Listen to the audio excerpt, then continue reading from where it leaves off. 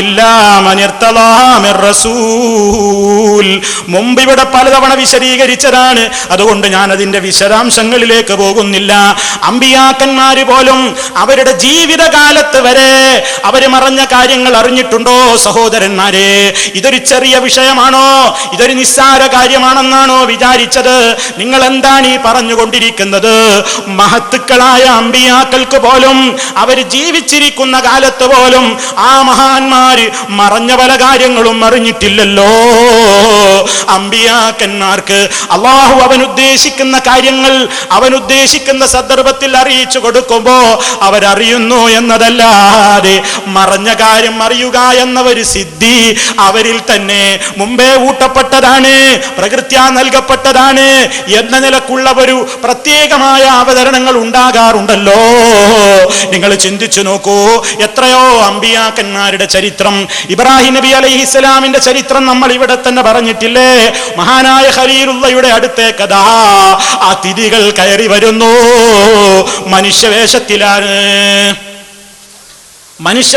കയറി വന്നപ്പോ ഇബ്രാഹിം അലൈഹിസ്സലാം അല്ലാഹുവിന്റെ ഖലീലല്ലേ, അറിഞ്ഞോ ഈ വന്നത് മലക്കുകളാണ്, വേഷം മാറി വന്നതാണെന്ന് അറിഞ്ഞില്ല. തന്റെ വീട്ടിലേക്ക് വന്ന അതിഥികളാണെന്ന് ആ ഒരൊറ്റ ധാരണയിലതാ ഉടനെ ഭക്ഷണം തയ്യാറാക്കുന്നു. വന്ന വിരുന്നുകാർക്ക് മുമ്പിൽ കൊണ്ടുപോയി വെച്ചു കൊടുക്കുന്നു, തിന്നാൻ ആവശ്യപ്പെടുന്നു. അവരുടെ കൈകൾ അതിലേക്ക് നീളുന്നില്ല. അപ്പോഴാണ് ഇബ്രാഹിം അലൈഹിസ്സലാം ഭയത്തോടുകൂടെ ചോദിക്കുകയാണ്, എന്താ നിങ്ങൾ തിന്നാത്തത്? അപ്പോഴല്ലേ അവര് പറയുന്നത്, ഞങ്ങൾ മനുഷ്യരല്ല, ഞങ്ങളിതാ ഒരു നാട്ടിലേക്ക് നിയുക്തരായ അല്ലാഹുവിന്റെ റസൂലുകളാണ്, അഥവാ മലക്കുകളാണ് എന്ന നിലക്ക് സംസാരിച്ചപ്പോഴല്ലേ ഇബ്രാഹിം അലൈഹിസ്സലാമിന് കാര്യം മനസ്സിലാകുന്നത്. എന്തേ അതിനെ സംബന്ധിച്ചുള്ള പരാമർശങ്ങൾ പറയുമ്പോഴും പറയപ്പെടാത്തതെന്ത്?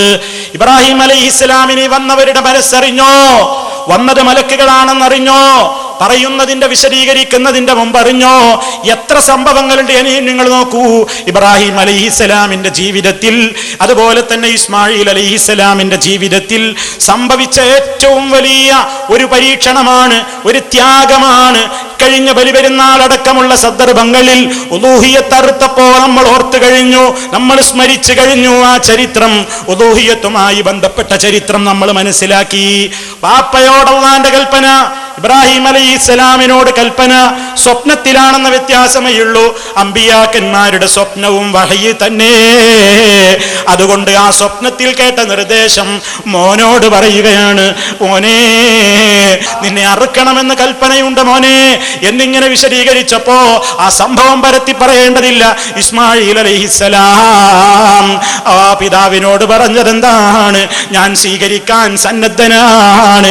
അതുപോലെ തന്നെ ആ നിലക്ക് തന്നെ പ്രവർത്തിക്കാൻ വേണ്ടി കത്തിയും കയറുമായി മിനായുടെ മലമടക്കുകളിലേക്ക് ഇബ്രാഹിം നബിയും ഇസ്മായിൽ നബിയും പോയില്ലേ?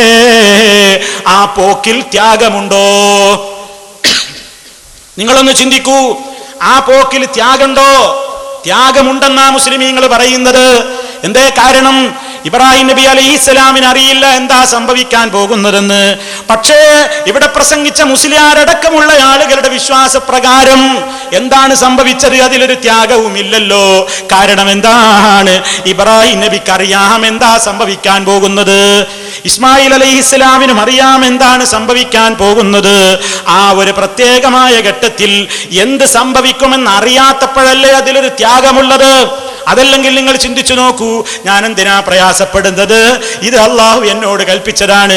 ഇനിയിപ്പോ ഞാൻ എൻ്റെ മകന്റെ കയ്യും പിടിച്ചിട്ട് മിനായിൽ പോയിട്ട് അറുക്കാൻ ഒരുങ്ങുമ്പോ അള്ളാഹ് എന്നോട് പറയും, അറുക്കൊന്നും വേണ്ട ഇബ്രാഹിമേ, ഖദ് സദ്ദഖ്ത റുഇയാ, സ്വപ്നം നീ സാക്ഷാത്കരിച്ചിരിക്കുന്നു എന്ന് പറയും എന്ന് ഇബ്രാഹിം അലൈഹിസ്സലാമിന് അറിവുണ്ടായിരുന്നുവെങ്കിൽ ഈ പ്രവൃത്തിയിൽ എന്ത് ത്യാഗമാണുള്ളത് സഹോദരന്മാരെ.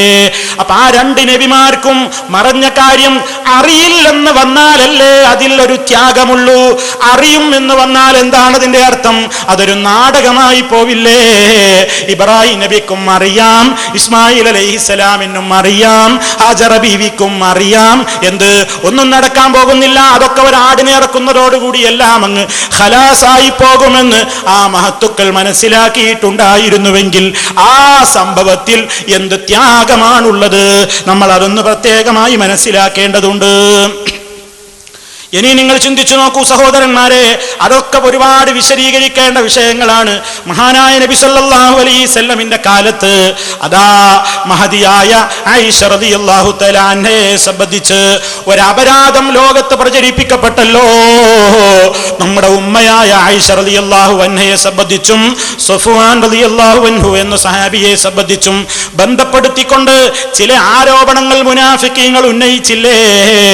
ആ സംഗതിയുടെ നിജസ്ഥിതി അറിയാതെ ആ കാലത്ത് ജീവിച്ചിരിക്കുന്ന മഹാന്മാരായ പല സ്വഹാബിമാരെ പോലും സംശയിച്ചു പോയി. നബി തങ്ങളുടെ ഭാര്യയായ നമ്മുടെ ഉമ്മയായ ആയിഷ ബീവിയെ സംബന്ധിച്ച്, സഫ്വാൻ റളിയല്ലാഹു അൻഹുവിനെ സംബന്ധിച്ച് അക്കാലഘട്ടത്തിൽ ജീവിച്ചിരിക്കുന്ന ഔലിയാക്കൾ പോലും ചിലരൊക്കെ തെറ്റിദ്ധരിച്ചു പോയി എന്നുവരെ ചരിത്രത്തിൽ നമ്മൾ കാണുന്നു. മാത്രമല്ല, നിങ്ങളുടെ ഒരു പ്രസിദ്ധീകരണത്തിൽ എഴുതിയതുകൂടെ ഞാൻ വായിക്കട്ടെ, ഞാൻ പറയുകയല്ല, കേട്ടോളൂ, നിങ്ങൾ പ്രത്യേകമായി മനസ്സിലാക്കിക്കോ. ഈ സംഭവത്തെ ചൊല്ലി അബ്ദുല്ലാഹി ഇബ്നു ഉബയ്യ് എന്ന കപടവിശ്വാസിയുടെ നേതൃത്വത്തിൽ ആയിഷക്കെതിരെ ഒരു അപവാദ കഥ പ്രചരിപ്പിച്ചു. അറിഞ്ഞും അറിയാതെയും വിശ്വാസികൾക്കിടയിൽ ഇത് സംസാര വിഷയമായി. ഇതിന്റെ പേരിൽ നബി സല്ലല്ലാഹു അലൈഹി വസല്ലമും ആയിഷ റളിയല്ലാഹു അൻഹയെ സംശയിച്ചു പോയി.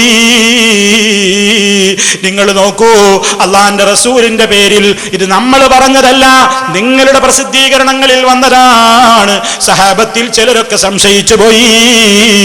ആയിഷ ബീവിയെ സംബന്ധിച്ചിടത്തോളം അങ്ങനെ അവർക്കൊന്ന് തോന്നിയത്, അങ്ങനെ ഒരു ചെറിയ സംശയമെങ്കിലും തോന്നിയത് മറഞ്ഞ കാര്യം അറിയാത്തത് കൊണ്ടല്ലേ?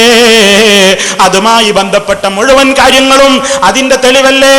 ഉമ്മയായ ആയിഷ റളിയല്ലാഹു അൻഹാ കൂടാരത്തിൽ ഉണ്ടെന്ന് വിചാരിച്ചിട്ടല്ലേ ആ കൂടാരവുമായി കൊണ്ട് ബനുൽ മുസ്തലഖ് യുദ്ധം കഴിഞ്ഞ് മടങ്ങി പോരുമ്പോ സഹാബിമാരെ യാത്രയായത്? ഉമ്മാക്കും മനസ്സിലായില്ലല്ലോ ഇവര് പോയിട്ടുണ്ടെന്ന്. എത്രയെത്ര കാര്യങ്ങൾ അതിലുണ്ട്. നിങ്ങൾ നോക്കൂ, ഇനി നാളെ വന്നിട്ട് ആരും പറയേണ്ടത് കണ്ടോ അള്ളാന്റെ റസൂല് സംശയിച്ചു പോയി എന്നിങ്ങനെ പറഞ്ഞു എന്ന് ഒരാളും പറയേണ്ടതില്ല.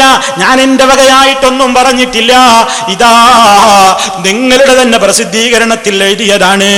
അപ്പൊ ഈ ഒരു പ്രത്യേകമായ അവസ്ഥയിൽ പ്രത്യേകമായി നമ്മൾ മനസ്സിലാക്കണം എന്ത്? മഹാന്മാരായ ആളുകൾ ആ നിലക്ക് എന്ത് ചെയ്തിട്ടില്ല, അവർക്ക് അദൃശ്യ കാര്യങ്ങൾ അറിയാൻ സാധിച്ചിട്ടില്ല. നൂറുകണക്കിന് ഉദാഹരണങ്ങൾ അതിലുണ്ട് എന്ന് നമ്മൾ മനസ്സിലാക്കണം. ഈ ഒരു പ്രത്യേകമായ അവസ്ഥയിൽ, ഈ ഒരു പ്രത്യേകമായ സാഹചര്യത്തിൽ ഇബ്രാഹിം നബി അലൈഹിസ്സലാത്തു വസ്സലാം മകനെ വിളിച്ചുകൊണ്ട് പറഞ്ഞത് ഞാൻ നേരത്തെ പറഞ്ഞില്ലേ, യാ ബുനയ്യ ഇന്നി അറാഫിൽ മനാമി അന്നി അദ്ബഹുക ഫൻദുർ മാദാ തറാ. സഹോദരന്മാരെ, നാം ചിന്തിച്ചു നോക്കൂ, ഇത്തരത്തിലുള്ള ഓരോ സന്ദർഭങ്ങളിലും എത്രയെത്ര സംഭവങ്ങൾ ധാരാളം നമുക്ക് ഉദ്ധരിക്കാൻ കഴിയുകയില്ലേ? ഇവർക്ക് പോലും ജീവിതകാലത്ത് പോലും അദൃശ്യമായ കാര്യങ്ങൾ അറിഞ്ഞിട്ടില്ല. എന്നിട്ടാണ് മഹത്തുക്കളെ സംബന്ധിച്ച് എന്ത് പറയുന്നത്? അവർ അതിന്റെ എത്രയോ കാലശേഷം ജീവിച്ചിട്ടുള്ള നബിമാരല്ലാത്ത ആളുകളെ സംബന്ധിച്ചു പോലും പറയുന്നു അവർക്ക് മറഞ്ഞ കാര്യങ്ങൾ അറിയുന്നു. കുപ്പിയകത്തുള്ള വസ്തുവിനെ പോലെ കാണാൻ ഞാൻ നിങ്ങളുടെ കൽബകം എന്നോവർ.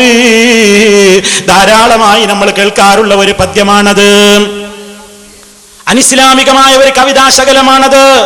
നിങ്ങൾ ചിന്തിച്ചു നോക്കൂ, നബി സല്ലല്ലാഹു അലൈഹി വസല്ലമിന്റെ മുമ്പിൽ അതാ കേസുമായി കൊണ്ട് ആളുകൾ വരികയല്ലേ? കേസുമായി വരുന്ന ആളുകളുടെ കൂട്ടത്തിൽ വാദിയുണ്ട്, പ്രതിയുണ്ട്, സത്യം പറയുന്നവരുണ്ട്, കള്ളം മനസ്സിൽ ഒളിപ്പിച്ചു വെച്ചവരുണ്ട്. അള്ളാഹുവിന്റെ റസൂൽ അവരോട് പറയുന്നത്, ഞാനും ഒരു മനുഷ്യൻ തന്നെയാണ് കേട്ടോ.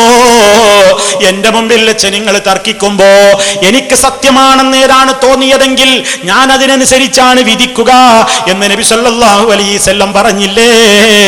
റസൂലുള്ളാഹി സ്വല്ലല്ലാഹു അലൈഹി വസല്ലമിന്റെ മുമ്പിൽ വന്ന് നിൽക്കുന്ന സാക്ഷികളുടെ മനസ്സ് വായിക്കാൻ, അവരുടെ ഹൃദയം വായിക്കാൻ കുപ്പിയകത്തുള്ള വസ്തുവിനെ പോലെ കാൺമാൻ ഞാൻ നിങ്ങളുടെ കൽബകം എന്നോവരീ മൊഹീദ്ദീൻ ശൈഖ് അവകാശപ്പെട്ടു എന്ന് പറയപ്പെടുന്നല്ലോ അദ്ദേഹത്തിന്റെ പേരിൽ. കുപ്പിയകത്തുള്ള വസ്തുവിനെ കാണും പോലെ നിങ്ങളുടെ കൽബകം ഞാൻ കാണും, അതിപ്പോഴും കാണുന്നു. ബഗ്ദാദിൽ മറവെട്ട്